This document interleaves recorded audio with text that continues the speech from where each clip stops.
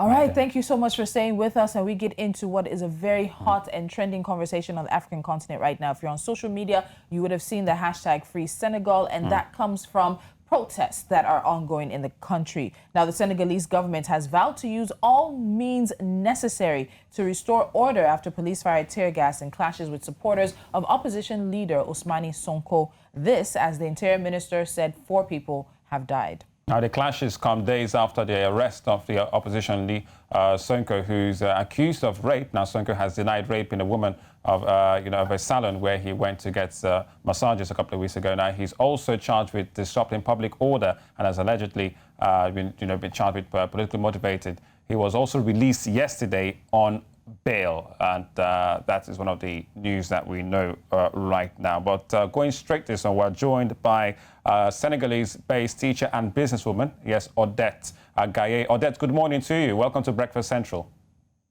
Good morning. Oh, good morning. Right, Odette. And thank you for... All right. What's happening right now in Senegal? We know that a protest was planned, a big one for yesterday, and Sonko has also been released. So what's the latest?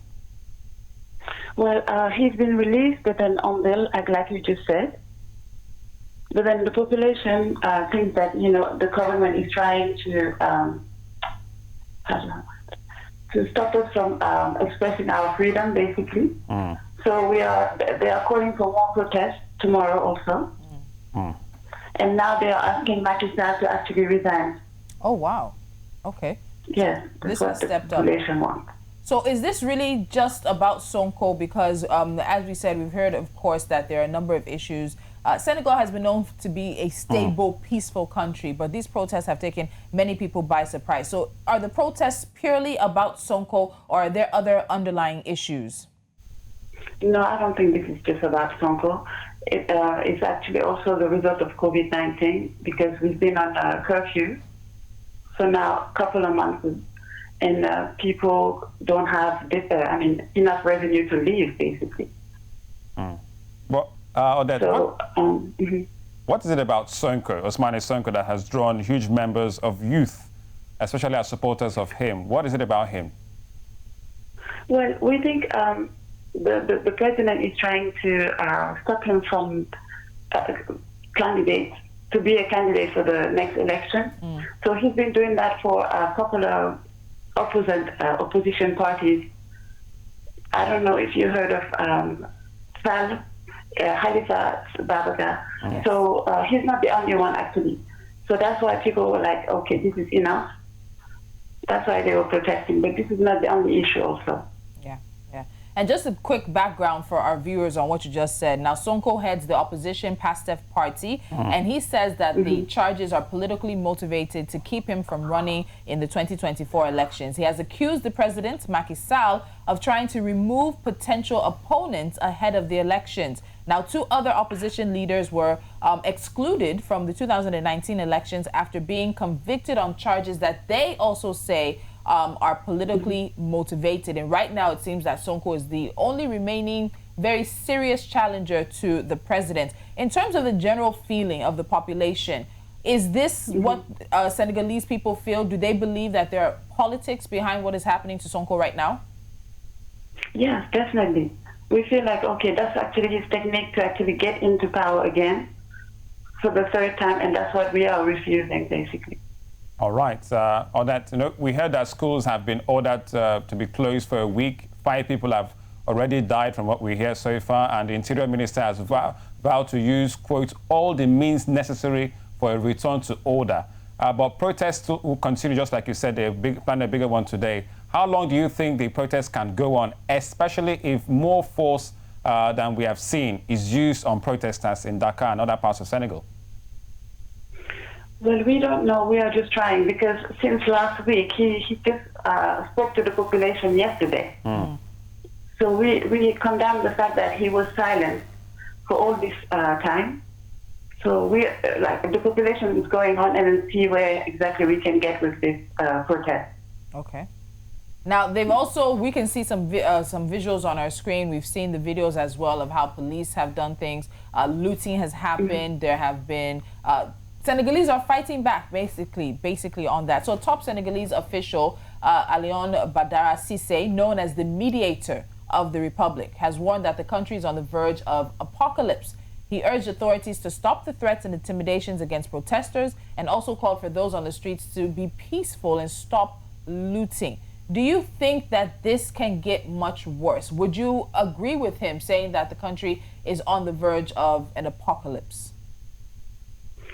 Well, yes. If the results we are expecting won't happen, yes, it could get much worse than that.